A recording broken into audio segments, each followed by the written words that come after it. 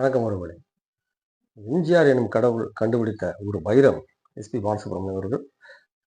அவர்கள பத்தி இந்த பதிவுல நாம பார்க்க போறோம். ஒரு முக்கியமான பாட்டு. அந்த பாட்டு எஸ்பிபிக்கு அந்த வாய்ப்பு எப்படி கிடைச்சது? எம்ஜிஆர் எப்படி குடுத்தாரு? அப்படின்றத பத்தி தான். எம்ஜிஆர் எங்க எஸ்பிபிய பார்த்தாரு? இத பத்தி தான் நம்ம பார்க்க போறோம். ஃபர்ஸ்ட் டைம் வீடியோக்கு வந்திருக்கவங்க, மறக்காம லைக் பண்ணுங்க, ஷேர் பண்ணுங்க. வாங்க வீடியோக்குள்ள போலாம். அடிமைப்பெண். இந்த படம் ஷூட்டிங் ஆரம்பிச்சு ஒரு ரன்னிங் ஆயிடுச்சு நேரம். ரொம்ப பிஸியா ஷெட்யூல் போய்க்கிட்டு இருக்கு. அப்ப புரட்சித் தலைவர் எம்ஜிஆர் அவர்களுக்கு ஒரு பாட்டு எடுக்க வேண்டியது. பாடல் புலமைத்துன்னு எழுதிட்டாரு. ஆயிரம் நிலவேவா இந்த பாட்டு உங்களுக்கு எல்லாருக்கும் தெரியும். ஸோ இந்த பாட்டு அப்புறம் எழுதிட்டாரு. இப்போ பாட்டுக்கு ஃபர்ஸ்ட் இவங்க டிஎம்எஸ் தான் பாடுறதா இருந்தது. ஸோ அதனால தலைவர் என்ன பண்றாரு, டிஎம்எஸ் ரீச் பண்றாங்க. மேனேஜர் போய் டிஎம்எஸ்ட்ட பேசுறாங்க. அந்த சூழ்நிலை பாருங்க, டிஎம்எஸ்னால அந்த பாட்டை பாட முடியல. என்ன காரணம்னா அவருடைய பொண்ணுக்கு கல்யாணம். ஸோ அதனால அவரு மதுரைக்கு போக வேண்டிய கட்டாயத்தில் இருக்கிறாரு. 10-20 நாள் ஆகும், என்னால் இப்போதைக்கு வர முடியாது, ஷெட்யூல் பண்ண முடியாது, பாட்டை பாட முடியாது அப்படின்னு அவர் மறுக்கிறார். ஸோ இவங்க அடுத்தடுத்து அப்ரோச் பண்ணி பார்க்குறாங்க. ஒரு கட்டத்தில் முடியாமல் தலைவரே ஃபோன் பண்ணுறாரு டிஎம்எஸ் அவர்கள்ட்ட. ஃபோன் பண்ணி ஒரே ஒரு நாள் ஒதுக்கி கொடுங்க, கண்டிப்பாக என் பாடி கொடுத்துட்டு போங்க, ஏன்னா ஜெய்ப்பூரில் ஷெட்யூல் எல்லாம் ரெடி பண்ணியாச்சு, ஸோ ஷூட் பண்ணி போயாகணும், கொஞ்சம் வாங்க அப்படின்னு சொல்லி கேட்குறாரு. பட் ஆனால் அந்த இதுலேயுமே டிஎம்எஸ் அவர்கள் முடியவே முடியாது. இல்லை என்னால் முடியாது, தயவு செஞ்சு கோவிச்சுக்கிறாங்க அப்படின்னு அவர் பணிவாக சொல்லிடுறாரு. ஸோ இந்த சூழ்நிலையில் எம்ஜிஆருக்கு ஒரே குழப்பம். இப்போ யாரை வச்சு இதை பாட வைக்கிறது அப்படின்னு சொல்லி ஒரு கன்ஃபியூஷன்ஸு. ஆல்ரெடி இவருக்கு பார்த்தீங்கன்னா அந்த பிபி ஸ்ரீனிவாஸ் வாய்ஸ் எம்ஜிஆருக்கு ஒத்து வராது. பட் அவர் ஒரே ஒரு பாட்டு தான் பாடியிருக்காரு. பாழ்வண்ணம் பருவம் கண்டேன், அருமையான பாட்டு, அருமையான பாடகர், அருமையான வாய்ஸ். பட் ஆனால் எம்ஜிஆருக்கு அவருக்கு கொஞ்சம் அவருடைய வாய்ஸ் ஒரு செட் ஆகாது. ஸோ அதனால என்ன பண்ணுறாரு, தலைவர் ரொம்ப கன்ஃபியூஷன் ஆகிறாரு. என்ன பண்ணலாம் அப்படின்ற ஒரு சூழ்நிலையில் ஸ்டுடியோவில் உட்காந்துருக்காரு. கொஞ்சம் ரிலாக்ஸாக உட்காந்துருக்க நேரத்தில் பக்கத்தில் ரெக்கார்டிங் தேட்டரில் ஒரு பாட்டு ரெக்கார்ட் பண்ணிக்கிட்டு இருக்காங்க, தெலுங்கு பாட்டு. அந்த பாட்டை கேட்டோன்னே இவருக்கு ஒரு ஸ்ட்ரைக்கு, தலைவருக்கு இது என்ன நம்ம பாட்டு மாதிரியே இருக்கு அப்படின்னு சொல்லிட்டு, பாடுறது யாரு அப்படின்னா எல்லாரும் விஷயமா மேல் வாய்ஸ் யாருன்னு தெரியல. ஸோ அதனால என்ன பண்ண, டக்குனு உதவியாளரை கூப்பிட்டு போய் யாருன்னு பாட்டாங்க, என்ன நம்ம பாட்டு மாதிரி தெரியுது, என்னென்னு பாட்டு அப்படின்னு அனுப்பி விடுறாரு. அந்த உதவியாளர் உள்ளே போய் என்னன்னு விசாரிச்சுட்டு வர்றாரு. அந்த தலைவர்கிட்ட சொல்கிறாரு, தலைவரே நீங்கள் சொல்கிறது சார் தான், குடியிருந்த கோயில்ன்ற படம் தெலுங்கு டப் பண்ணுறாங்க, அந்த படத்துக்கான பாட்டல் தான் உன் விழியும் என் வாழும் சந்தித்தார், அந்த பாட்டை தான் பாடிக்கிட்டு இருக்காங்க, எல்லாரும் சும்மா பாடுறாங்க, கூட ஒரு புது பையன் பாடுறாப்புல, ஒரு சின்ன பையன் ஒருத்தர் எஸ்பி பாலசுப்ரமணியம் ஒருத்தர் பாடுறாப்புல. அப்படின்னா எம்ஜிஆருக்கு என்னன்னு தெரியல, ஒரு யோசனை வருது. இந்த குரலை கேட்டோம்னா சரி அப்படின்ட்டு, நீ என்ன பண்ணுறீங்க, ரெக்கார்டிங் முடிச்சுட்டு அந்த பையன் தம்பியை நம்ம பார்க்க சொல்லுங்க அப்படின்னு சொல்கிறாரு. உடனே உதவியாளரும் போயிடுறாரு. போய் அவர்கிட்ட போய் எஸ்பிபிகிட்ட இந்த தகவலை சொல்கிறாங்க, இந்த மாதிரி எம்ஜிஆர் அவர்கள் இருக்காங்க, நீங்கள் பாருங்க. அதை கேட்ட உடனே எஸ்பிபிக்கு சந்தோஷம் தாங்க முடியல. ஐயோ தலைவரே, ஐயோ அப்பா என்ன செய்யறது அப்படின்னு சொல்லிட்டு டக்கடன்னு அந்த ரெக்கார்டிங் முடிச்சுட்டு வர்றாரு. கூப்பிடுறாரு, வணக்கம் போட்டு, சார் சொல்லுங்கள் சார் அப்படின்றாரு. உடனே அவர், இல்லை தம்பி உங்களை பற்றி கேள்விப்பட்டேன், ஒன்றுமில்ல, நம்ம படத்தில் ஒரு பாட்டு இருக்குது, பாடுறீங்களா நீங்கள் அப்படின்னு கேட்குறாரு. கேட்டவுடனே அவ்வளோதான், அப்படியே ஒரு மாதிரி சிரித்துடுறாரு எஸ்பி. படத்தில் காலையிலே விழுந்துடலாமா அப்படின்னு தோணுது அவருக்கு. இல்லை சார், என்ன சார் இதெல்லாம் கேள்வியா, தாராளமாக பாடுறேன் சார், நீங்கள் எப்போன்னு சொல்லுங்கள் அப்படின்றாரு. சரி அப்போ ஒன்று பண்ணுங்க, நீங்கள் காலையில் ராமர தோட்டத்துக்கு வந்துடுங்க, நம்ம தோட்டத்தை வச்சு பேசிக்கலாம் அப்படின்னு சொல்லி வர சொல்லிடுறாரு. நைட்டு பூரா தூக்கமே இல்லை எஸ்பிபிக்கு. அப்படியே ஒரு சந்தோஷம். எம்ஜிஆர் எவ்வளோ பெரிய ஆர்டிஸ்ட்டு, எவ்வளோ பெரிய லெஜெண்டா, அவருடைய படத்தில் நமக்கு ஒரு நல்ல வாய்ப்பு கிடைக்குது அப்படின்னு சொல்லிட்டு அப்படியே வெளியே தூங்குறாரு. நிறையா டக்கு பக்கம் குளிக்கிறாரு, குளிச்சுட்டு அவசரமாக கிளம்புறாரு, தோட்டத்துக்கு நேராக போய் இறங்குறாரு. அங்கே போய் தோட்டத்தில் போய் உள்ளே போய் பார்த்தா எம்ஜிஆர் மட்டும் இல்லை, கே மகாதேவன் இசையமைப்பாளர், பி சுசிலாமா, இப்படி எல்லாருமே இருக்காங்க. அங்கே ஒரு மினி செட்டப்பே இருக்குது, ரெக்கார்டிங்கான செட்டப், ரிஹர்சல் பார்க்கறதுக்காண்டி. அப்போல்லாம் பார்த்தீங்கன்னா ஒரு 2-3 நாள் ரிஹர்சல் பார்த்துட்டு அதுக்கப்புறமா தான் ரெக்கார்டிங் தேட்டருக்கே போவாங்க. ஸோ அதனால் என்ன பண்ணுறாரு, புரிஞ்சுக்கிறார் எஸ்பிபி. சரி ரிஹர்சல் அப்படின்னு சொல்லிட்டு போய் வணக்கம் வைக்கிறாரு. வணக்கம் சொல்கிறாரு. சொன்னோன்னா அப்போ தலைவர் மகாதேவன் அவர்களை கூப்பிட்டு, இந்த பாட்டை இந்த பையன் தான் பாட போகிறாப்புல, தம்பி பாடுறாப்புல, உங்களுக்கு எதாவது ஆட்சேபம் இருக்கா அப்படின்னு கேட்குறாப்புல. மகாதேவனுக்கு ஆல்ரெடி கொஞ்சம் தெரியும் எஸ்பிபியை பற்றி, ஏன்னா அவர் தெலுங்குல கொஞ்சம் அறிமுகமான நேரம் இல்லைங்களா, அதனால். ஸோ அதனால் அவர் சொல்லிடுறாரு, இல்லை பரவாயில்ல, அதனால ஒன்றும் இல்லை, அவர் பாடட்டும், ஒன்றும் பிரச்சனை இல்லை, பார்த்துக்கலாம் அப்படின்னு சொல்லிடுறாரு. ஸோ ரிஹர்சல் ஸ்டார்ட் பண்ணுறாங்க. புலமைப்பித்தன் வரிகள் ஒன்று ஒன்று அப்படியே அமிர்தமாக படிச்சிருப்பாரு. அந்த பாட்டை வர அருமையாக ரிஹர்சல் பார்க்குறாங்க. ஒரு நாள் இல்லை, 2 நாள், 3 நாள் அந்த ரிஹர்சல் பார்த்துடுறாங்க. ரிஹர்சல் பார்த்து கம்ப்ளீட்டாக ஓகே ஆயிடுது. சார் ரைட்டு ஓகே, நீ அடுத்து ரெக்கார்டிங் தான், நீங்கள் போங்க, நான் ஆள் அனுப்புகிறேன், ஆள் அனுப்பும்போது நீங்கள் வீட்டுக்கு வந்து ரெக்கார்ட் பண்ணி கொடுத்துட்டு போயிருங்க அப்படின்னு சொல்லி தலைவர் சொல்லிடுறாரு. எஸ்பிபியும் சந்தோஷமாக வீட்டுக்கு போயிடுறாரு. அங்கதான் வச்சேன் ஆண்டவன் ஆப்பு அப்படின்ற மாதிரி ஒரு செம்ம ட்விஸ்ட்டு. ஒரு 2-3 நாள் கழிச்சு ஸ்டுடியோல இருந்து கார் போகுது. அவரை கூட்டு வரதுக்காண்டி போறாரு உதவியாளர். போய் நேரா காரை நிப்பாட்டி வேகமா போய் வீட்டுக்குள்ள போய் பார்த்தா, போற இழுத்து போத்தி படுத்து எடுக்கிறாரு பாலசுப்ரமணியம். உதவியாளருக்கு ஒரு ஆச்சரியம். "இந்திரியா என்னையா அப்படி படுத்து தூங்குற? என்ன ஆச்சு? என்ன இப்படி படுத்துருக்க?" அப்படின்னு கேட்க, அப்பதான் தெரியுது அவருக்கு சரியான காய்ச்சல். காய்ச்சல்னா சாதாரண காய்ச்சல், டைபாய்டு காய்ச்சல். அப்போ அவரு எஸ்பிபி அப்படியே ஒரு மாரி கலங்கி போயிருக்காரு. ஆஹா! என்னடா செய்றது? நல்ல வாய்ப்பு இல்லைன்னது இந்த நேரத்தில இப்படி ஆயிப்போச்சுன்னு சொல்லிட்டு, "அண்ணே இந்த மாரி முடியல. டைபாய்டு ஆயிருச்சு. எப்படியும் குணமாகறதுக்கு ஒரு 10, 15 நாளாவது ஆயிரும். என்ன செய்றதுன்னு தெரியலண்ணே. நீங்க தலைவர்ட்ட போய் சொல்லிருங்க அவர்ட்ட." அப்படின்னு சொல்லி இவரு சொல்றாரு எஸ்பிபி. கேட்ட உடனே அவருக்கு கூப்பிட வந்தவருக்கு ரொம்ப சங்கடம். என்ன அது தலைவரோட பாட்டுக்கு சரி அவரோட படத்துல பாட வாய்ப்பு கிடைக்கிறதுக்கு அவங்கவங்க ரொம்ப தவம் கிடக்குறாங்க. ஆனா வாய்ப்பு கிடைச்சும் உனக்கு இப்படி ஒரு சூழ்நிலையாயா? அப்புறம் பரிதாபப்பட்டு, "சரி போ, நான் போய் சொல்றேன். அதுக்கு மேல என்னன்றத பார்ப்போம்." அப்படின்னு சொல்லிட்டு போயிடுறாரு. போயிட்டாரு. ஒரு 2 வாரம் ஆச்சு, 3 வாரம் ஆச்சு. எஸ்பிபி கிளியர் ஆயிடுறாரு. உடம்பு ரெக்கவரி ஆயிடுச்சு. நல்லா தயாராயிடுறாரு. சரி ரைட். இப்போ அவர் பாடலாம். அந்த நிலைமைக்கு வந்துட்டாரு. இப்ப திருப்பியும் பாருங்க, அந்த உதவியாளர் அன்னைக்கு வர்றாரு. ஒரு 15 நாள் கழிச்சு வர்றாரு. வந்து, "நீங்க வாங்க. இப்ப எப்படி இருக்கு?" "நல்லா இருக்கு." "சரி ரைட். அதான் பார்த்துட்டு வர சொன்னாங்க." "சரி ரைட் வா. இப்ப பாடலாமா?" "பாடலாம்." "சரி வாங்க. ரெக்கார்டிங் தியேட்டருக்கு போவோம்." அப்படின்னு சொல்லி கார்ல கூட்டு போறாரு.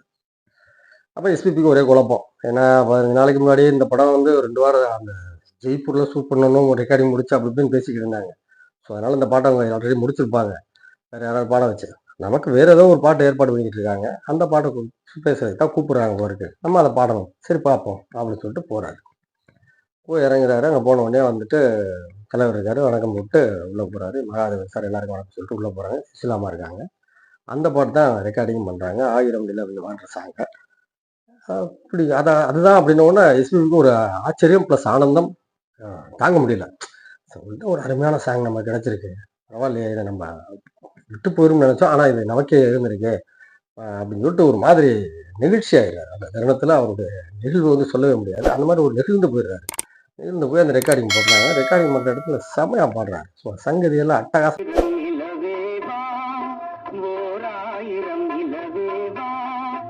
பின்றாரு. பாடி முடிக்கிறாரு. வெளிய தலைவர் கேட்டுக்கிட்டே உட்கார்ந்துருக்காங்க. எல்லாருமே கேட்டு பாட்டு முடியுது. கிளாப்ஸ் பண்ணிடுறாங்க. கிளாப்ஸ் பண்ணிட்டு எல்லாருக்கும் வணக்கம் சொல்லிட்டு ஒவ்வொருத்தரா வெளியேறாங்க. இப்ப எஸ்பிபி போயி தலைவர்ட்ட போயி கேட்கிறாரு. இந்த கேட்கறதுக்கு முன்னாடி இன்னும் ஒரு சின்ன விஷயம் நம்ம சொல்லணும். ஆ டிஎம்எஸ்ஸுமே ஒரு 20 நாள் டைம் தான் கேட்டாரு. இப்ப எஸ்பிபியுமே ஒரு 20 நாள் டைம் தான் கேட்டாரு. 2க்கும் பெரிய வித்தியாசமே கிடையாது. 20 நாள் பொறுத்திருந்தா டிஎம்எஸ்ஸ வச்சு எடுத்திருந்திருக்கலாம். ஆனா தலைவர் ஏன் அத பண்ணல? ஈகோ பார்த்தாரா? கிடையாது. தலைவருக்கு ஈகோன்றது கிடையவே கிடையாது. என்னைய பொறுத்தவரைக்கும் கேட்டீங்க அப்படின்னா, தலைவருக்கு ஈகோன்றதே கிடையாது. அவருக்கு வந்து பாட்டு நல்லா இருக்கணும், படம் நல்லா இருக்கணும், மக்கள் ரசிக்கணும். அவ்வளோதான். மத்தபடிக்கு எத்தனையோ பேர்ட்ட அவர் ஈகோ இல்லாம தான் இறங்கி போயிருக்காரு. எனக்கு தெரிஞ்ச வரைக்கும், நமக்கு தெரிஞ்ச வரைக்கும் நீங்க சினிமா வரலாற்ற பத்தி பார்த்தீங்கன்னா தெரியும். அவர்ட்ட பெரிய ஈகோலாம் இருக்காது. கண்ணதாசன் அவர்ட்டலாம் எவ்வளவோ பெரிய பிரச்சனைகள் இருந்தப்ப கூட அவர் இறங்கி போய் அதெல்லாம் அவர் பாட்டு எழுதுனா, அதெல்லாம் ஒண்ணும் பிரச்சனை இல்ல. அப்படின்னு சொல்லக்கூடியவர் தான் அவரு. ஸோ அதெல்லாம் ஒண்ணும் பிரச்சனை இல்ல. அ அப்ப அதுதான். இந்த வந்து ஒரு 15 நாள், இந்த 15 நாள். இதுதான் டிஃபரண்ட். ஸோ இந்த இடத்துல என்ன பண்றாரு, நான் கடவுள் எம்ஜிஆர்ன்னு சொன்னதுக்கு காரணமே அதான். அப்ப எஸ்பிபி வந்து மெதுவா வந்து கேட்கிறாரு. "சார் நான் ஒரே ஒரு என்ன இல்ல சார் இந்த பாட்ட நீங்க வேற யாராவது வச்சு பாட வச்சிருப்பீங்கன்னு நெனச்சேன். எனக்காக இதே பாட்டே வச்சிருந்திருக்கீங்க. என்னால தான் அவ்வளவு சிரமம். உண்மையிலேயே அது ஏன் சார் அது கூட பாடியிருக்கலாமே, எனக்கு வேற பாட்டு கூட குடுத்துருக்கலாமே நீங்க." அப்பதான் தலைவர் ஒரு வார்த்தை சொல்றாரு. "அப்படி இல்லப்பா, என் படத்துல இந்த பாட்டு பாடுறேன்னு சொல்லிட்டு நீ வீட்ல போய் சொல்லியிருப்ப. வீட்ல மட்டும் இல்ல, உன் ஃப்ரெண்ட்ஸுகள்ட்ட, நட்பு வட்டாரங்கள்ட்ட எல்லார்ட்டயும் இந்த பாட்ட பாடி காமிச்சிருப்ப. 1000 நிலவேவான்ற சாங் நான் பாடுறேன் அப்படின்னு சொல்லி சொல்லியிருப்ப. ஸோ அப்படி ஒரு சந்தோஷமா நீ சொல்லியிருக்க நேரத்துல, நான் இந்த பாட்ட வேற ஆள பாட வச்சு உனக்கு வேற பாட்டு குடுத்துருக்கலாம். ஆனா, பார்க்குறவங்க படம் வந்ததுக்கப்புறம் பார்த்தவங்க என்ன நெனைப்பாங்க? ஆஹா! எஸ்பிபி பாடுனது சரியில்ல போல. அதனால அவர் மாத்திட்டாரு. அவங்களுக்கு பிடிக்கல போல இருக்கு. அதனால தான் எம்ஜிஆர் மாத்திட்டாரு அப்படின்னு சொல்லி சொல்லுவாங்க. ஸோ அந்த மாரி ஒரு இது வரக்கூடாதுன்றதுக்காண்டி, அது உங்களுடைய எதிர்காலத்த பாதிச்சிரும். அதனால தான் நான் செய்யல அப்டின்னாரு. இந்த இடத்துல அதத்தான் சொல்றேன் நானு. புரட்சித் தலைவர் வந்து ஆரம்ப காலங்கள்ல வந்து பார்த்தீங்கன்னா, இதே மாரி தான் சில சம்பவங்கள் அவர் நடிக்க இப்போ சில இந்த நாடகங்கள முடிச்சுட்டு சினிமால நடிக்க ட்ரை பண்ணிக்கிட்டு இருக்கும்போது, உனக்கு இன்னைக்கு ராஜா வேஷம் இருக்கு அப்படின்னு சொல்லி கூட்டு போயிருவாங்க. போனோனே இவரு ராஜாவுக்காக நமக்கு நல்ல கேரக்டர் அப்படின்னு சொல்லிட்டு ஒரு நல்ல கேரக்டர் சொல்லிட்டு தயாராகிட்டு அப்படி இப்படின்னு ஒரு மாரி மோட்டிவேஷனா இருக்கும்போது, டக்குனு வந்து சொல்லுவாங்க, அதுக்கு வேற ஆள் வந்துருச்சு. அதனால நீங்க வந்து சிப்பாயா நில்லு அப்படின்னு சொல்லி ஒரு ஈட்டிய குடுத்து ஓரமா நிப்பாட்டிருவாங்க. ஸோ இந்த மாதிரி ஒரு இதில போலீஸ் இன்ஸ்பெக்டர்ன்னு சொல்லி கூட்டு போயிட்டு, கடைசியில் கான்ஸ்டபிள் வேஷத்தை கொடுத்துருவாங்க. இந்த மாதிரிலாம் நிறைய அவமானப்பட்டிருக்காரு அவர். அவமானம்னு இல்லை, அது ஒரு மாதிரியான ஒரு ஃபீலிங். அது அறிமுகமானவங்களுக்கு தான் அந்த மாதிரி தெரியும். புதுசாக அறிமுகமானவங்களுக்கு தான் அந்த வழி என்னன்னு தெரியும். ஸோ அதை உணர்ந்தனால தான் புரட்சித் தலைவர் அவர்கள் வந்து அந்த பாட்டை வந்து எஸ்பிபிக்கே கொடுத்தாரு. இந்த விவரத்தை அவர் சொல்லவுமே எஸ்பிபிக்கு அந்த இடத்துல வந்து எம்ஜிஆர் கடவுளாக தெரிஞ்சார். அந்த ஒரு விஷயம் ஒன்று பார்த்தாதா, அப்புறம் நான் எதுக்கு கடவுள்னு சொல்கிறேன் அவர். அப்போ அந்த உடனே அவர் அப்படியே நெகிழ்ந்து போய் காலில் ஒரே அழுகிறாரு, கண்ணீர் விடுறாரு. ரொம்ப நன்றி சார் அப்படின்னு சொல்லி, பரவாயில்ல அப்படின்னு சொல்லிட்டு, அதோடு இல்லாமல் அந்த பக்கத்தில் இருந்த ப்ரொடியூசர் தம்பி நல்லா பாடுவாப்புல, அடுத்தடுத்த படங்கள்ல ஏதோ 1, 2 பாட்டு சும்மா கொடுங்க அவருக்கு அப்படின்னு சொல்லி ரெக்கமெண்ட் பண்ணுறாரு. ரெக்கமெண்டோடு நிற்கல, இவருடைய அடுத்தடுத்த படங்களில் பார்த்தீங்கன்னா நிறைய படங்கள்ல அவருடைய பாட்டு வரும். நேற்று நாளையில பாடும்போது நான் தென்றல் காற்று அந்த பாட்டு, நாளை பாடும்போது நான் தென்றல் காற்று பருவ மங்கையோ படத்துல நாளை நல்லது அந்த பாட்டு, இந்த மாதிரி நிறைய பாடல்கள் அவருக்கு வந்து தொடர்ந்து கொடுத்தாரு. தேடி வந்த மாப்பிள்ளை, எல்லைகள் இல்லா உலகம் என் இதயமும் அது போல் நிலவும், அற்புதமான பாட்டு. வெற்றி மீது வெற்றி வந்து என்னை சேரும் அப்படின்ற பாட்டு. அந்த பாட்டுக்கு நான் தனியாக ஒரு இதே போட்டிருக்கேன். எம்ஜிஆருடைய ஸ்டைலும் எஸ்பிபியோட வாய்ஸும் சேர்ந்து சும்மா பட்டை கிளப்பியிருப்பாங்க அந்த பாட்டு. கவிஞர் வாலியோட வரிகளில் அந்த பாட்டு வீடியோ லிங்க் இருக்குது, அதை பாருங்கள். அது சூப்பராக இருக்கும். அதெல்லாம் அது தனியாகவே அதுக்குன்னே போடலாம். அந்த மாதிரியான வாய்ஸு, அந்த மாதிரியான ஆக்டிங் அந்த பாட்டு. ஸோ அவர் எம்ஜிஆருக்கு எஸ்பிபி வாய்ஸ் பர்ஃபெக்டாக மேட்ச் ஆனது ஒரு ஆச்சரியமான விஷயம். பார்த்துக்குங்க, ரொம்ப கரெக்டாக இருக்கும். அது டிஎம்ஸுக்கு அடுத்து பார்த்தீங்கன்னா இவருக்கு ரொம்ப கரெக்டாக இருக்கும். அவர் ஒரு நவரச நாடகம் ஆனந்த கவிதை இந்த பாட்டு, இப்படி அனைத்து பாடல்களுமே சூப்பராக இருக்கும். ஸோ இப்படி எம்ஜிஆரால் கண்டுபிடிக்கப்பட்ட அந்த வைரம். ஏன்னா அதுக்கு முன்னாடி அவர் நீங்கள் சொல்லலாம், சாந்தி நிலையம் படத்தில் இயற்கனி மிளையக்கனி அவர் தானே பாடினாரு, அதுக்கப்புறம் தானே இந்த படமே வந்துச்சு அப்படின்னு. இல்லை, அது இருந்திருக்கலாம், வாய்ப்பு இருக்குது. ஸோ அது உண்மைதான். ஃபஸ்ட்டு அதுதான் பாட்டு சாங் பாடிட்டாங்க, அதுக்கப்புறம் தான் இந்த பாட்டு பாடினாங்க. பட் இருந்தாலும் புரட்சித் தலைவர் அவர்கள் பொறுத்திருந்து பொறுமையாக இருந்து எஸ்பிபியோட திறமைக்கு அங்கீகாரம் கொடுத்து முதல்ல ரிலீஸ் ஆனது எம்ஜிஆர் படம் தான், அடிமை பெண் தான். ஸோ அதனால அவர் அந்த வாய்ப்பை கொடுத்து அவர் மூலமாக அது வெளியே வரும்போது அது ஒரு மிக பிரம்மாண்டமாக தெரிஞ்சது. எஸ்பிபியுடைய வருகை வந்து ரொம்ப நல்லா இருந்தது. இந்த பாட்டு ரொம்ப ரசிக்கப்பட்டது. 1000 நிலவே பாட்டு. இப்போ கேட்டீங்கன்னா அவருடைய ஸ்டைலுக்கு, எம்ஜிஆருடைய ஸ்டைலுக்கும் எஸ்பிபி வாய்ஸுக்கும் அட்டகாசமாக இருக்கும், அமைப்பாக இருக்கும். அப்படி அவ்வளோ